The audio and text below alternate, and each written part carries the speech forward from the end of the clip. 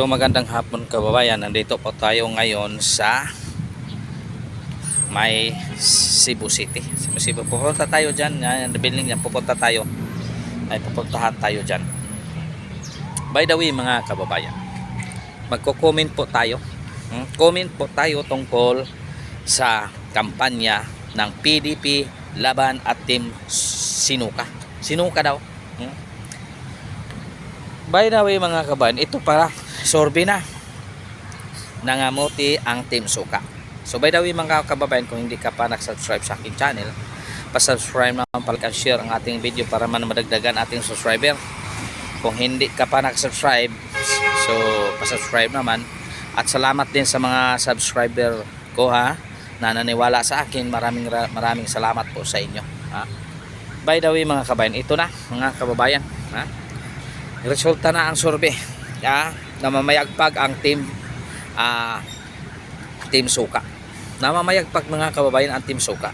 Bakit? Sa first survey, lahat ng Team Suka ay pasok. Ngayon, kanya-kanya ng diskarte ang Sinuka. Kasi, sinusuka na sila ng mga tao. Tapos ngayon, impeachment na umalingaso naman, napakainit ng isyo. Siguro ito ang dahilan kung bakit ang Team Sinusuka mas lalong bumaba. Pero para sa akin mga kabayan, ito ay para sa akin. Straight talaga ako. PDP laban talaga. Iboboto ko silang lahat. Bakit?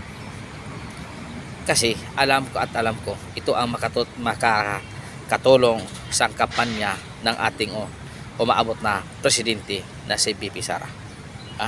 Ito lamang ang dahilan kung bakit mag-straight tayo. Kapag hindi tayo mag-straight, mahihirapan ang ating manok sa 2028. Kasi alam natin mga kababayan, kailangan natin ng tagumpay ng ating bansa. Kailangan natin na matagumpay ang ating pamumuno. Tingnan mo ngayon, nakaw doon, nakaw dito, kaliwat ka na ang nakuhan, bilyon, trilyon pa mga kababayan. Paano natin yan? Paano natin maisasagawa yan, maisakatuparan na ang umangat ang ating bansa? Kung ganyan klase ang mamumuno sa ating bansa na walang pakialam kung ano man ang nasa budget, wala na. Bakit ganyan? Pero sa panahon ni Tatay Digong mga kababayan, ganyang klaseng gawain, hinto lahat, di ba? Alam natin na hinto. Alam natin na hinto yan mga kababayan. Alam natin na hinto yan. Dahil sa ang korupsyon na sinumula ni Tatay Digong. Dahil na gusto niya maghirap ang mamamayan. Kaya mga congressman ngayon dumidiskarte kung paano sila magkaroon ng tira. Dumidiskarte talaga sila mga kababayan, kung paano sila magkakaroon ng pera. Kaya kahit sa impeachment pumipirma sila kahit hindi nila alam kung ano ito ang laman. Ito ba ay solid ba? Ito ba ay may saktong evidence? Hindi nila alam mga kababayan. Hindi nila alam kung bakit. Pirma ng pirma sila kasi may ayuda daw. May ayuda daw. Ito ba ang basihan ng ating pagpirma? Dahil elected official ka ng taong bayan, ito ba ang basihan mo? Tingnan mo si Marcolita. Tingnan mo si Marcolita na ipaglaban niya dahil siya ang representative ng Sagip Party List. Kaya representative siya, pinaglaban niya ang katotohanan. O ngayon, di na mayagpag ang resulta ng sulpikang Congressman Marcolita bilang senator. Kayo, ano nangyari sa inyo? Kasi may political interest kayo. Hindi serbisyong publiko ang ginakailangan niyo. Hindi public service ang yung ginagawa. Political service ang yung ginagawa. Kung sino ang dyan sa pwesto, dyan kayo titira. Dyan kayo kung para kayong linta. Linta, pilit.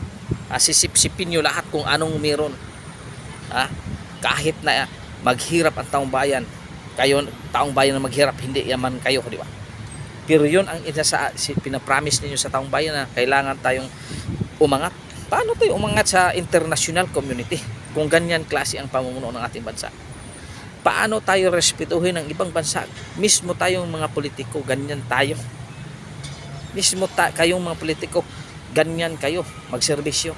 Ha? Alam niyo na may korupsyon, bakit ginagawa niyo pa? Kahit wala kayong ayuda, kahit wala kayong may budget, nandyan may sahod naman kayo, di ba? May sahod naman kayo. Kahit ano pang gagawin. O, tingnan mo sa Marcolita. Tingnan nyo. Umaasa ba siya sa ayuda? Umaasa ba siya sa sahod?